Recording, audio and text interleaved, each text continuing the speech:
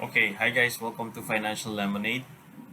Um, this is Mr. B. Today, didiscuss natin yung paano natin isi-simplify yung um, sumisikat or may mga nagtatanong sa akin about result-based assumption forecast. Paano ba daw gamitin yun, etc. etc. So, chinek ko siya and well, simple lang naman ang gusto gawin ng result-based assumption forecast ni Mark Minervini. Basically, ang idea is that given trading statistics mo, no, using the trading statistics like win rate,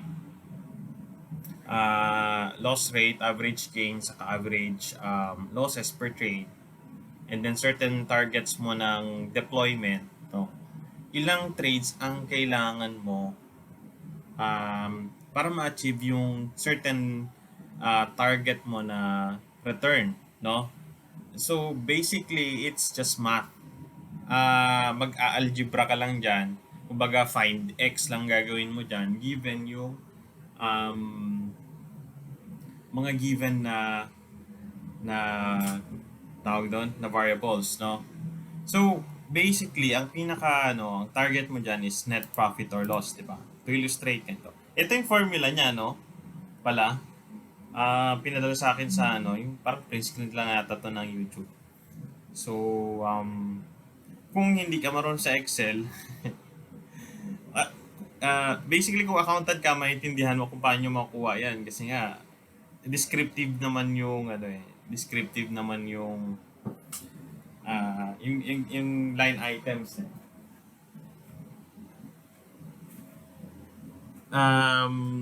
Pero anyway, we'll simplify it para maintindihan mo kung paano, no? Okay. So, ang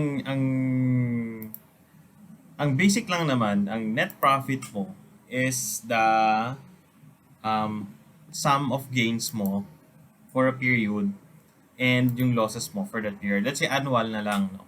So, gains plus losses equals net profit or loss, no? Kung mas malaki si losses. So, gains mo sa trading, that is a function of yung how many times kang nag-trade, no? Times yung average gains mo per trade times yung magkaning sinusugal mo per trade. So, for example, ganyan, 36, may, may decimal lang. Pero anyway, we'll show that mamaya. So, multiply mo lang kung number of trades. Yun nga, kung ilang best ka nag-trade sa isang taon. Tapos yung average gains per trade mo. So, ito statistics mo to supposed to be. No? Kung nagjo-journal ka at nire-record mo yung trades mo, no? You'll probably get this. And then yung average position size. Same with losses, no? It's a function of yung ilang trades ka na may loss, ilan ang average loss mo per trade, at saka yung position size mo. Average position size mo per trade. Okay. So, yung difference lang yan, or yung pag pinag-add mo yan kasi negative naman palang losses, no? Yan yung net profit or loss mo. Okay. How do you get number of trades? So, pag nagfo-forecast ka, no? Paano mo fo-forecast ilan yung winning trade mo at ilan yung losing trade mo in a year? For example, so this one is a function of ilan bang winning rate mo? Kasi kung alam mo kung ilan ang winning rate mo, no? Sa isang taon. Okay. Kung alam mo yung win rate mo or sa isang taon, no? Multiply mo lang yun sa number of trades mo na projected mo for that year. Malalaman mo kung ilan ang winning number of trades mo, di ba? Ngayon, pag alam mo yung winning rate mo, is basically, since percentage yan, yung losing rate mo, yung kabalik, yung reciproc, ano ba tawag doon? Kabaliktaran no, 1 less yung winning rate. Kasi 100% lang naman yun eh. Less itong winning rate, edi yung tira niyan, yan yung losing rate. Okay? Ngayon, itong average position size mo, no, that's a function of yung total portfolio at saka yung ilan yung percentage of your portfolio per deployment.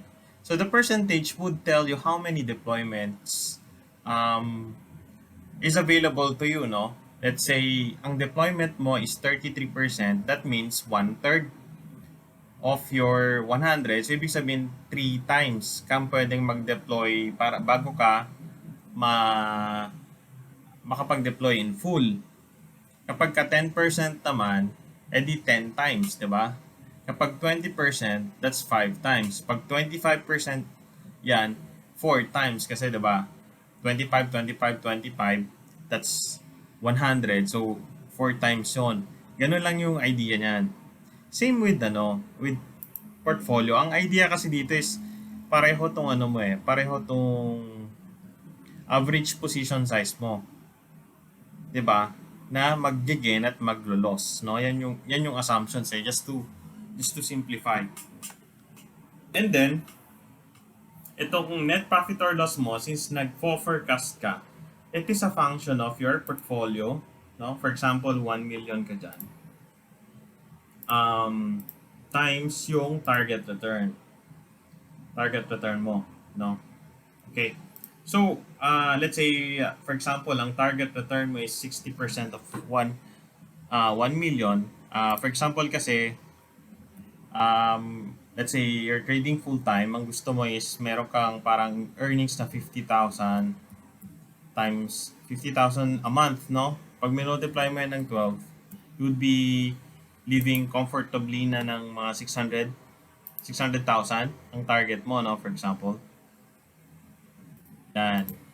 That's why 60%, for example, ganyan. Okay. So, ang question mo is, una nga pala, so, sinasabi natin na kailangan meron kang win rate, etc. Ito yan, yung kailangan mo. Sa isang trading system na through your backtesting or through your journal, no, yung trading stats mo, kailangan meron kang win rate, average gains mo per trade, yung loss rate mo naman is kabaliktaran lang ng win rate dyan eh. Tapos how much is yung average loss per trade mo, okay? Ang requirement mo para ma-test mo kung yung system mo is profitable or not is dapat pag pinag-multiply mo itong win rate times average gains mo per trade should be higher than yung loss rate mo times average loss per trade, no? Ito 'yan. Okay? So, dapat positive 'yan, 'di ba? Kasi kung ang win rate mo is 13%, tapos negative ka na dito sa system profitability, walang sense na gamitin mo yung system, no? Ibig sabihin, let's say ito, ibig sabihin yan, since 40% ang win rate mo, tapos ang average gains mo 10, and for example, ibig sabihin itong 1%, dun sa whole cycle niyan, meron siyang probability na 1% ang nako-contribute niyang gain. Yung whole gain or loss, whole winning trade at saka losing trades mo na, no? Yan yung system profitability. Okay. Ngayon ang average loss per trade, kaya mong ito yung in theory kaya mong kontrolin. So 5, 'di ba? So ang ideal kasi is that ang risk reward ratio is at least 2 or 3, 'di ba? So pwede na to tong 10 for example. Tapos ang win rate mo for example, hindi ka man lang maka 50%, no, 40%. So mukhang lang yung system mo, no? Less than 50%, pero kung titignan mo yung profitable siya kasi nga yung win rate mo times average gains is higher than your losing rate times average loss. So kahit pa less than 50% yung hit rate ng system mo, no? Ng trading system mo, as long as tawag dito, ito pag ginawa mo tong formula to is above zero siya, no? May fighting chance yung profitability. Ngayon, dito na. For example, ang portfolio mo nga, ganun katulad na nabanggit natin, 1 million. Tapos ang target return mo ay 60%, that's 600,000. Eto. Tapos ang gusto mong medyo mina-maximize mo, hindi ka naman all in palagi, no? Pero yung tamang management lang nung deployment, so mga one third lang ang target percentage of your portfolio per deployment. Okay? So, ilang trades needed mo para mapalabas mo yung 60% given itong stats ng trading system mo. Doon na papasok yung kaya siya result-based assumption forecast. Kasi kukumpitin mo ilan ang kailangan mong trades. Okay, so for example, dito, this is the difference itong dalawa. Nung current computation sa kanong target. So, kailangan walang difference ang dalawa na yan para yung ibang marunong tawag doon, program ng Excel, kaya nilang gawin to. Pero ito yung pinaka idiot friendly na way, no? Punta ka sa data na Excel, tapos what if analysis, and then goal seek. Okay. Set this cell to 0 para walang difference ng target sa yung current computation niya by changing cell tawag dito, ang i-change mo, ang gusto mong computin is itong total trades needed. So, okay mong ganyan, magko-compute siya. Ibig sabihin, at this rate, no, tawag dito, at 1% profitability ng system, kailangan mo ng 181 na trades in a year para makuha mo tong 600,000. No? That means, no, more or less, you're trading 3 times a week. Kumbaga, every week na nakaka-deploy ka na ng nade-deploy mo na in full yung portfolio mo, no? So, kung di ka naman ganun ka-active, tapos ang deployment mo per is 330,000. Okay. So, tawag dito, baka naman hindi mo kaya yan. So, for example, weekly ka lang magte-trade, no, once a week. So, let's say, sabihin natin 52 weeks in a year. Okay. Ang pwede mong computein din naman dito, how much yung deployment mo, no? Kung 52 times a year ka lang gagawin mo dyan is, ganun ulit, data, goal seek, set to value 0, by changing, ang i-change mo naman dito ay target. Okay. So, given yung ganong assumptions, no, kailangan mo ng umutang pa, no? Tapos, more all-in ka palagi. So, dyan mo makikita yung kung realistic ba yung targets mo or not na 100. So, hindi siya realistic given na ang system profitability mo lang is 1. So,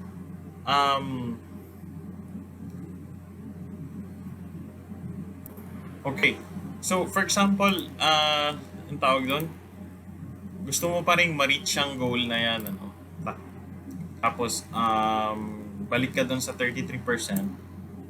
Tapos, 1 trade per week ka, no? Ang pwede mong i-adjust dyan is yung, baka naman, yung average gains mo, kaya mong taasan, no? Baga, may better system ka that provides you with average gain that is higher than 10% para ma-increase mo tong system profitability. So, dito ka sa data, goal seek. So, 0 ulit itong cell na to by changing Average. Yan.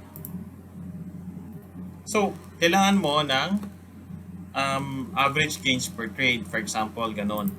Na 16%. So, let's say hindi yan ang kailangan mo, ano, let's say 10% ka pa rin, no? Pwede mo ring palitan yung ma-increase yung win rate, for example, data, what if goal seek, set to value 0 by changing this one. Okay. So, for you to achieve this, kailangan mo ng may win rate na more than 50% na system. No? Ganun siya. So basically, setting lang ng ng ng goals yan, makompute mo. Basically, yung ginagamit ng goal sync is find x lang. Diba? So, ang ideal talaga, no, kung ako yung may system, no, kahit yung system ko is 40% ang hit rate. Kasi nga, madalas kang, ang reality naman ng trading is mapapakat ka dun sa mga certain trades mo talaga. At least yung yung risk-reward ratio nun is 3. Ibig sabihin, kung ang kaya mong kontrolin na loss per trade is 5%. No? So, kung ang risk reward ratio is 3, for example, so dapat, ang kailangan mo may win rate man lang, eto na 15. I mean, average gains per trade pala, sorry. 15, no? Para yung system profitability is mga 3. No? So, given this, tapos ang deployment mo ay 33%, or for example, 52, ang optimal mo, ang optimal mong deployment per trade is, tingnan natin, goal seek, tapos to value 0 by changing, teka, dapat ito yan, tapos by changing this one. Okay, so ang tawag dito, ang optimal mong deployment target per trade is 38% in order to get this, no? So this is one way of viewing yung portfolio allocation mo na VAR base, no? So kahit hindi ka mag VAR, ang tawag dito, since meron kang trading statistics, no? At kung consistent to, kasi naman in reality nag-iiba-iba yan eh. Pagka as you go along with your trade, wala namang wala namang constant na statistics eh. Yan. So ganun lang siya, no? Find x. So simple lang. So I think itong RBuff na to ni Mervini na ginawa natin, what? Ilagay ko na lang to dun sa updated na na screener sa Bigote Trading community, no? Para nung iba. May copy kayo, Ayun. So, yung intellectual property ni Minervini. Thank you very much for the idea, Minervini. Ayun. So, ganun lang siya. No? Ka-simple. It's basically gain or loss, tapos ginawa ng equation, and then may formula, and then find x. Okay? So, normally, ang tinitingnan mo dyan is yung percent deployment o kaya yung trades needed na ayun. So, yun. This has been Mr. B. Bye-bye. Signing off. I hope you learned something. Bye-bye.